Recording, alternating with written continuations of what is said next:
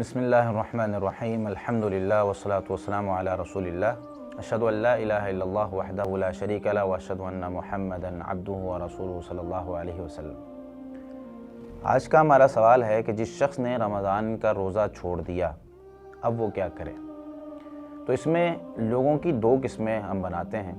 سب سے پہلے وہ لوگ جو جان بوجھ کر روزہ چھوڑتے ہیں اور رمضان کے روزے کی فرضیت کا انکار کرتے ہیں کہ روزہ فرض ہی نہیں، اور کچھ لوگ اس طرح کے ہیں جو غلطی سے یا بھول کر یا سستی کی وجہ سے روزہ چھوڑ دیتے ہیں۔ تو ایسے لوگوں کے بارے میں کیا حکم ہے؟ تو سب سے پہلے یہ بات یاد رکھیں کہ صحیح بخاری میں حدیث نمبر 8 ہے، جس میں نبی مکرم صلی اللہ علیہ وسلم نے یہ بات ارشاد فرمائی کہ روزہ اسلام کے بنیادی ارکان میں شامل ہے۔ بنی الاسلام علی خمس، اسلام کی بنیاد 5 چیزوں پر رکھی گئی ہے۔ ان میں سے ایک ہے صوم رمضان، رمضان کے روزے رکھنا۔ جو شخص جان بوجھ کر رمضان کے روزے کا انکار کرتا ہے، اب دیکھیں ایک مثال میں آپ کو دیتا ہوں۔ ایک شخص ہے جو کسی کمپنی میں یا کسی اسکول میں، کالج یا یونیورسٹی میں وہ داخل ہو جاتا ہے۔ اس کمپنی میں وہ جا کر اس کو جو کام دیا جاتا ہے، مثال کے طور پر کسی بوتل کی کمپنی میں اسے بھیج دیا جاتا ہے اور کہا کہ یہ بوتل پہ تم نے اسٹیکر لگانا ہے، لیکن وہ لگاتا نہیں، آرام سے سائڈ پہ بیٹھا ہے۔ تو جو 2-4 دن انتظار کیا جائے گا، اس کے بعد اس کو کہہ دیا جائے گا بھائی آپ باہر چلے جائیں، اس کمپنی کو آپ کی ضرورت نہیں ہے۔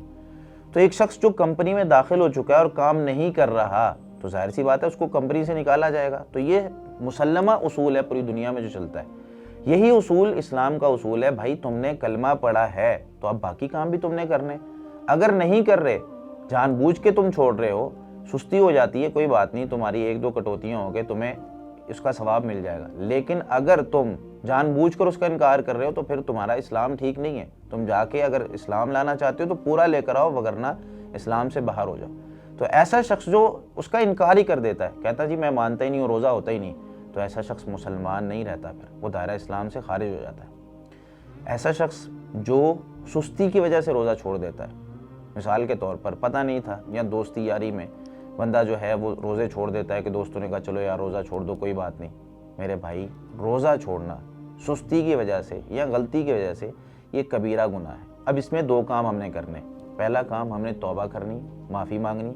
دوسرا کام، جب رمضان ختم ہو جائے گا، ابھی تو رمضان کے ہم نے روزے رکھنے ہیں، لیکن جب رمضان ختم ہو جائے اس کے بعد ہم نے نفلی روزے رکھنے ہیں، ان روزوں کی قضائی دینی ہے جو ہم نے چھوڑے ہیں۔ علماء کرام نے اس میں لکھا ہے کہ اللہ رب العالمین نے مریض اور مسافر کو روزہ چھوڑنے کی رخصت دی ایک عذر کی بنا پر، اور کہا کہ بعد میں وہ روزہ انہوں نے رکھنا ہے۔